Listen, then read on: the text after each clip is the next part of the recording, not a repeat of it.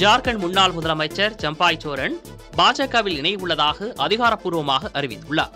ஜார்க்கண்ட் முதலமைச்சர் ஹேமந்த் சோரன் அமலாக்கத்துறை வழக்கில் சிறை சென்றபோது சம்பாய் சோரன் முதலமைச்சராக பதவி வகித்தார்.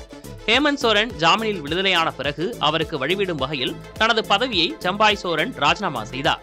கட்சிக்காக தனது வாழ்நாளையே அர்ப்பணித்ததாகவும் ஆனால் தாம் அவமானப்படுத்தப்பட்டதாகவும் சம்பாய் சோரன் குற்றம் சாட்டியிருந்தார். இதனைத் தொடர்ந்து அவர் பாஜகவில் இணையவுள்ளதாக தகவல்கள் வெளியாகின. நேற்று உள்துறை அமைச்சர் அமித்ஷாவை சந்தித்து பேசியிருந்த சம்பாய் சோரன் பாஜகவில் இணையப்போவதை தற்போது உறுதிப்படுத்தியுள்ளார்.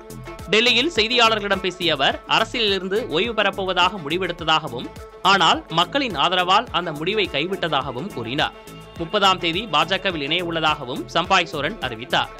இந்த ஆண்டு இறுதியில் சட்டமன்ற தேர்தல் நடைபெறவுள்ள நிலையில் சம்பாய் சோரனின் முடிவு ஆளும் ஜார்க்கண்ட் முக்தி மோர்ச்சா கட்சிக்கு பின்னடைவாக பார்க்கப்படுகிறது.